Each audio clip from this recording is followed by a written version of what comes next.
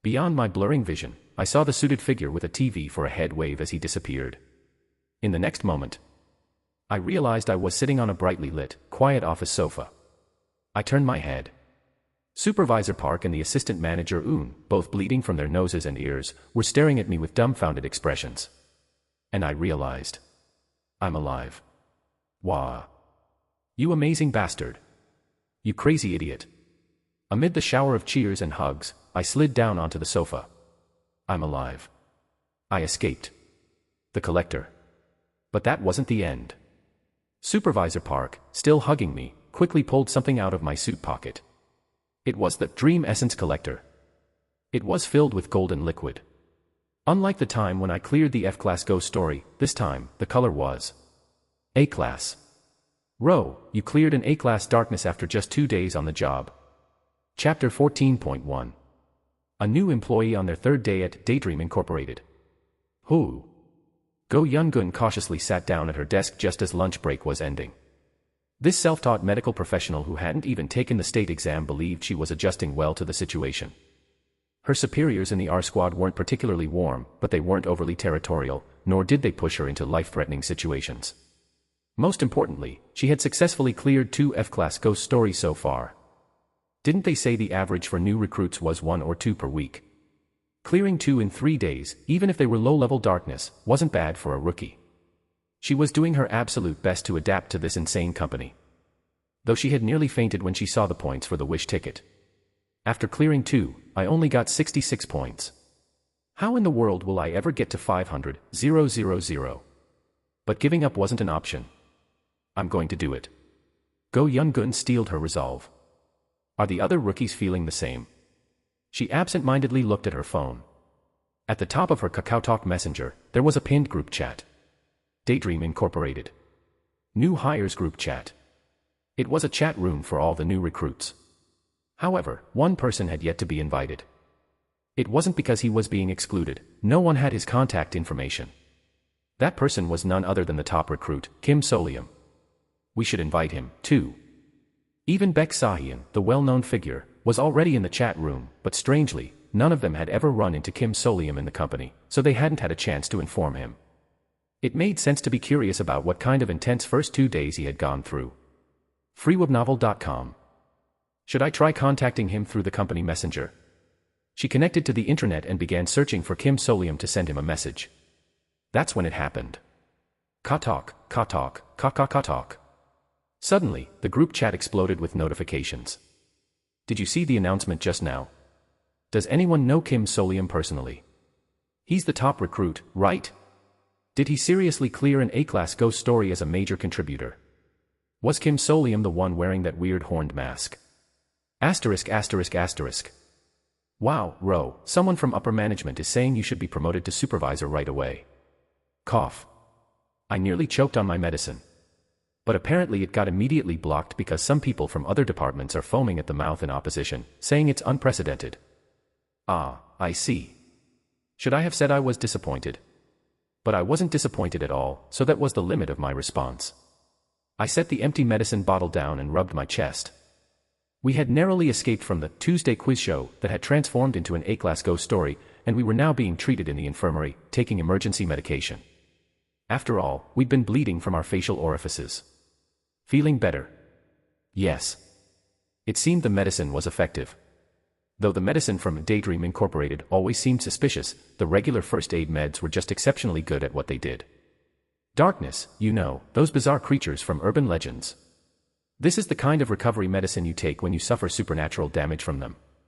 In other words, it was like a health potion in these ghost stories. It was probably sold as cherryade flavor at the Collaboration Cafe near the pop-up store. But the actual taste was just like cold syrup. Anyway, it feels unreal that I'm alive and drinking a potion. Everything felt great now that we had escaped. Living in the bright daylight, it's really such a good thing. But it seemed like my superiors were more concerned about something other than our sense of relief. How had this situation been reported and handled by the higher-ups? They were busily tapping into every network they had to figure it out. Honestly, this was an unprecedented special situation. I wish the squad leader had been more assertive in pushing the issue, but he's really not that kind of person. Please do it when you get promoted later, assistant manager. I'll quit before then. Honestly, me too. I really want to say that as well. Amidst a strange sense of camaraderie, we each collapsed onto the infirmary beds. Supervisor Park Min-seong stretched and let out a sigh. It was a long sigh of relief. I really thought I was going to die, but living is definitely better. Hey Ro, thank you. No, I just did my best. Honestly, the Dark Exploration Records wiki did all the work for me. If I tried to explain any further, the conversation would shift towards something uncomfortable, like, we were all about to die, but you were smart and did well, so I just stayed silent. We're not that incompetent as seniors, but we let our guard down because it was categorized as D-class. Assistant manager, that excuse sounds a bit pathetic. Well, then we'll prove ourselves in the next darkness. I just hope there won't be a next darkness. The peaceful, paid rest time didn't last long. The section chief said the meeting is over. He's coming to the infirmary. Assistant manager Un, holding her smartphone, shot up. Supervisor Park quickly stood up as well, so I instinctively followed suit. Am I finally going to see him in person? Section Chief Lee Jae-hyun. Employee D, nickname Lizard. One of the most famous employees of Daydream Incorporated in the Dark Exploration Records. There were even rumors that, due to his popularity, the company was working on a character design for him. Honestly, I was a bit curious. What kind of person could he be?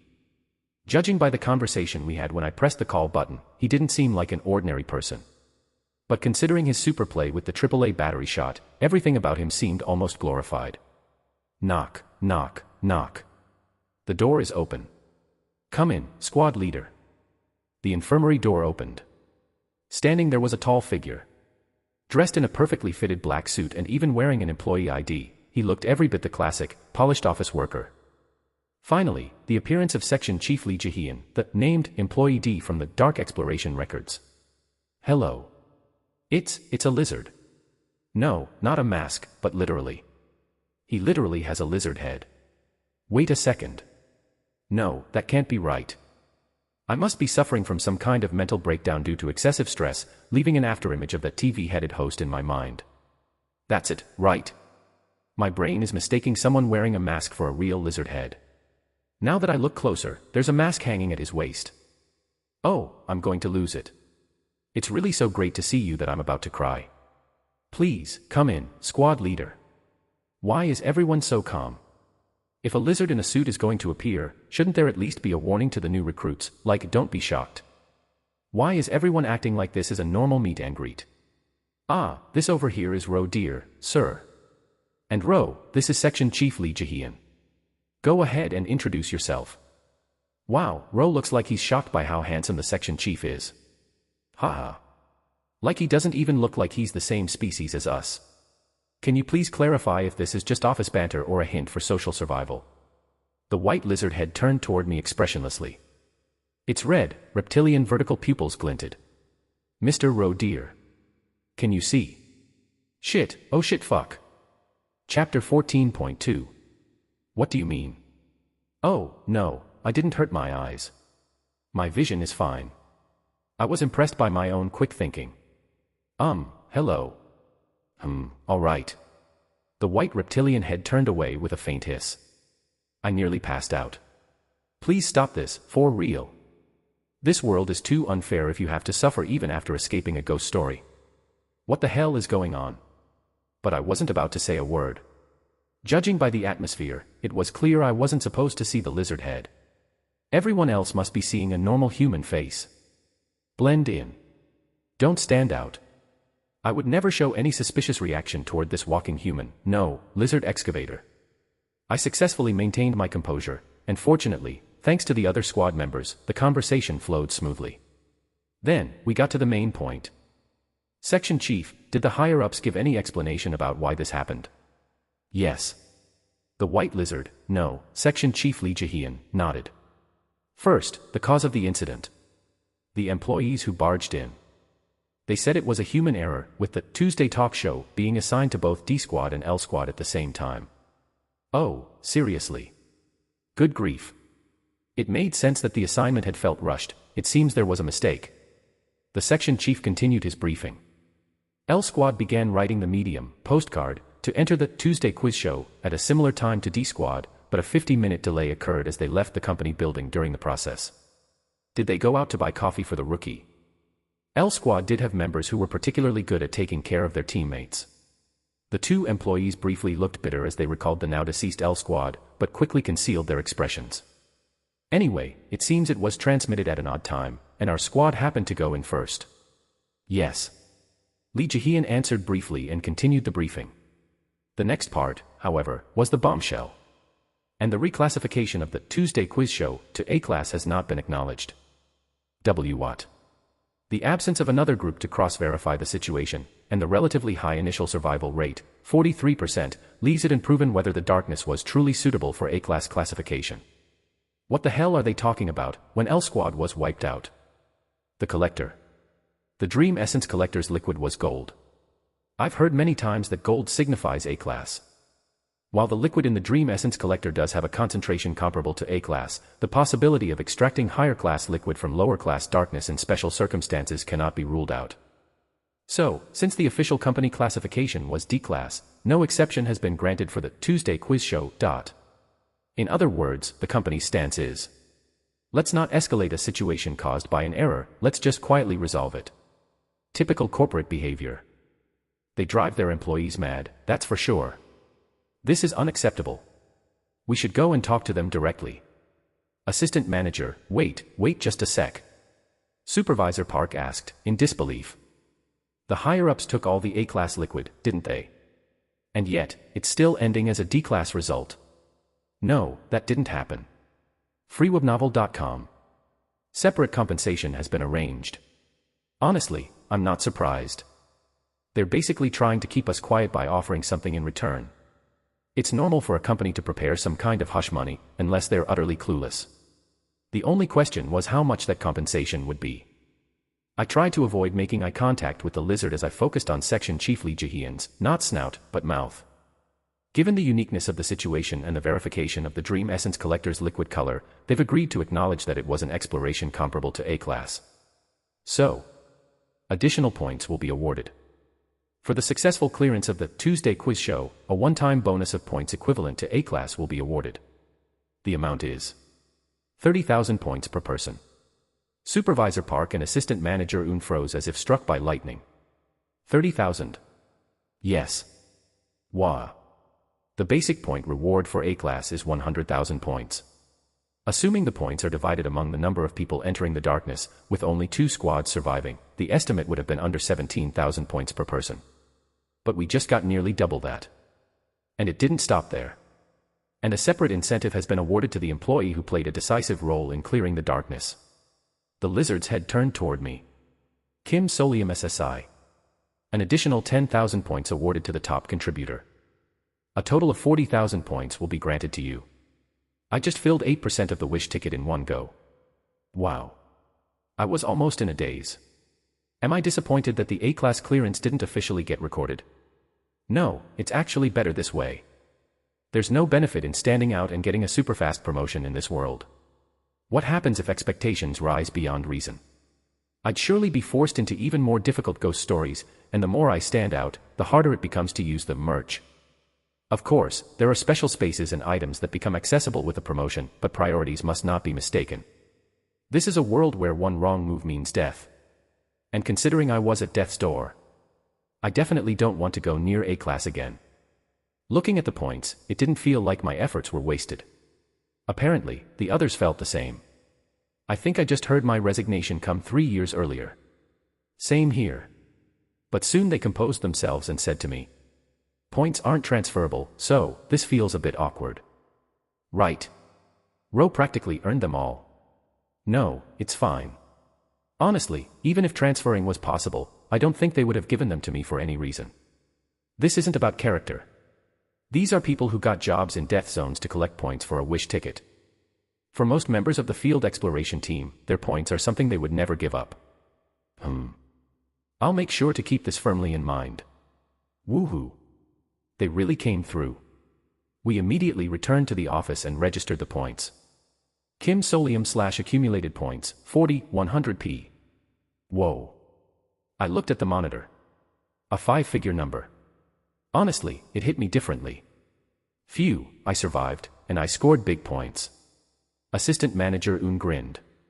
We should use the company card for a team dinner. Oh. Let's go, Ro. Without hesitation, I replied cheerfully. Yes. Asterisk asterisk asterisk. And now. I'm watching the rare sight of a lizard eating premium beef. Sizzle. I'm trying my best to look natural as I watch the perfectly cooked beef disappear into the lizard's mouth. The squad leader's personality is a bit unique, but his skills are solid. Yeah. You're really lucky to be in our squad. Yes. It's almost certain I'm the only one seeing a lizard face. Having read about Section Chief Lee Jae-hyun physically destroying ghost stories a few times, I could understand why the team members were so favorable toward him. Anyway, ghost stories or not, the beef was delicious, and I found myself enjoying the dinner more than I expected. At least it's not uncomfortable. I also realized that having a little alcohol really helps ease the fear. Once I get home, I'm going to watch 10 episodes of kids' cartoons and sleep with all the lights on. While I was planning this extreme bedtime routine, Section Chief Lee Jae-hyun, who had been eating green onion salad, suddenly asked, "Are you going to save the 40,000 points?" Pardon. It was a natural question. Oh, yes. I need to buy a Wish ticket. I see. Wait a minute. This conversation pattern feels familiar. I retraced our previous conversation. So, is there perhaps another useful way to spend points? Yes. So this is how I should have approached it. Now I think I'm starting to understand how to deal with the lizard squad leader. I felt a bit of relief as I asked in a more relaxed tone. What would that be? Custom equipment. I didn't expect this to come up here. It finally came. One of the main perks of being an employee at Daydream Incorporated. Personalized equipment. Chapter 15.1. Daydream Incorporated is a creepy company that throws field exploration team employees into terrifying ghost stories to extract potion concentrate. This raises a question. If you recklessly throw employees into high-level, extremely dangerous ghost stories, won't they all die and fail to extract the concentrate? To address this concern and make the progression of ghost stories more convenient, there's a setting where employees can obtain custom equipment that becomes more powerful as they're promoted. However, this isn't overly detailed. If they started breaking down the equipment into specific tiers and classifications, it would no longer be an internet ghost story but a massive game setting. To make it easier for anyone to participate in the storytelling, a more convenient system was added. Customized personal equipment. Employees who have proven their usefulness can receive supernatural equipment supported by the company. Of course, this doesn't mean that ordinary employees wield cartoonish superpowers, just a slight boost in special abilities. It's more about creating convenient situations. Still, it's great that it even exists. I unintentionally looked at squad leader Lee Jae-hyun with hopeful eyes, but when I made eye contact with the lizard, I quickly lowered my gaze. I'm really not getting used to this. Oh, can I make custom equipment? Yes. Could you explain it to me? Yes. After asking 3 times, I finally got a detailed explanation. Still, it was fascinating. This is something I only knew bits and pieces about.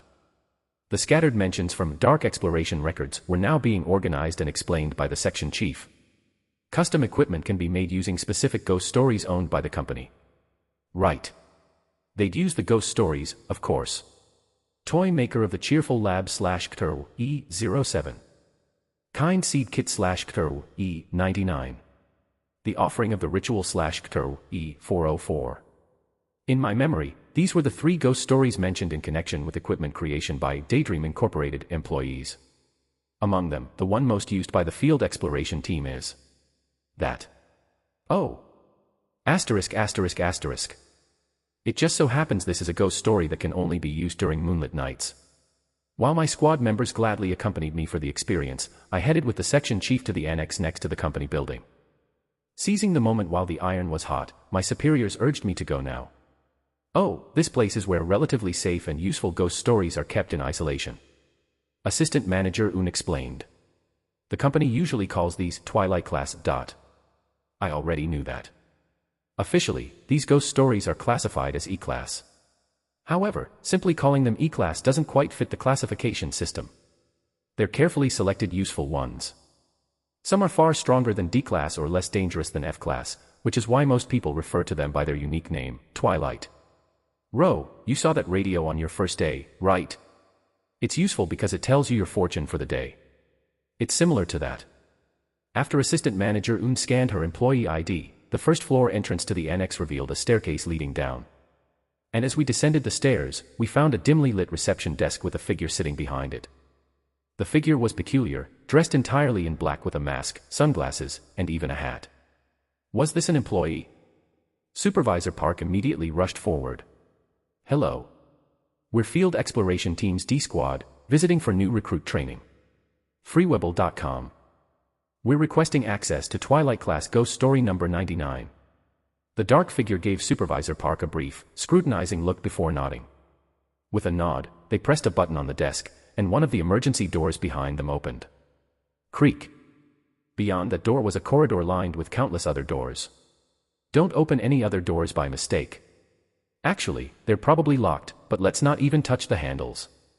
That's sound advice. I nodded silently and began walking.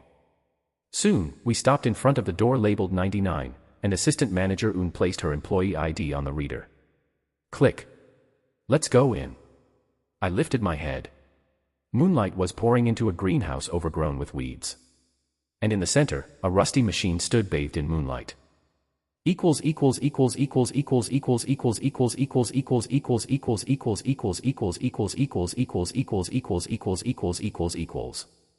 Dark Exploration Records / Ghost Story. Kind Seed Kit. A ghost story featured in Dark Exploration Records. Daydream Incorporated Identification Code, CTR E99. It treats objects as plants, extracting genetic information to crossbreed and sow them. Operates using moonlight as an energy source. Equals.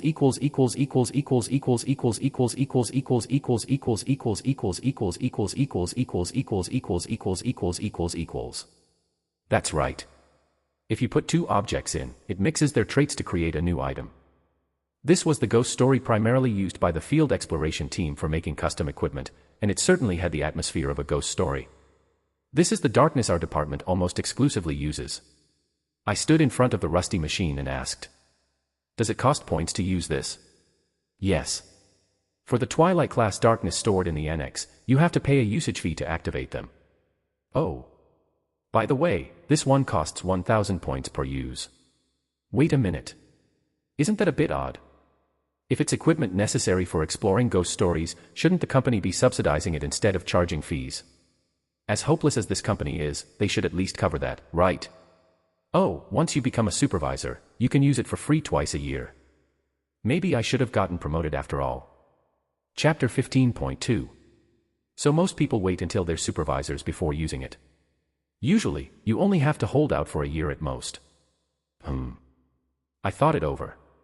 There's definitely a reason Section Chief Lee Jahian considered this useful, even though it costs points. Even though he's known for relying mostly on brute force, I figured his instincts are sharp, too. If a high survival rate employee gave special advice, it's probably the right decision to follow it. If investing 1,000 points could increase my survival rate early on, that would be the right call. Though my hands are shaking a bit. I'd like to try using it now. Okay. Supervisor Park gave a cheerful response, but then seemed to realize something and whispered. "But first, you need existing equipment to put in, right? Something with useful abilities to use as a genetic marker." "Oh, right. I'd already confirmed that in this Ghost Stories exploration records." Equals.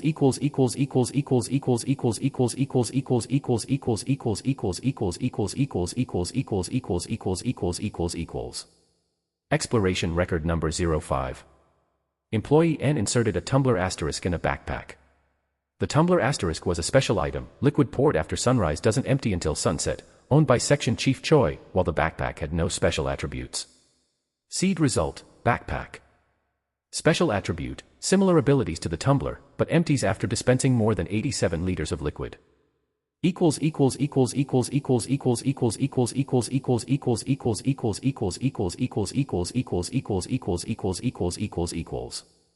Don't worry.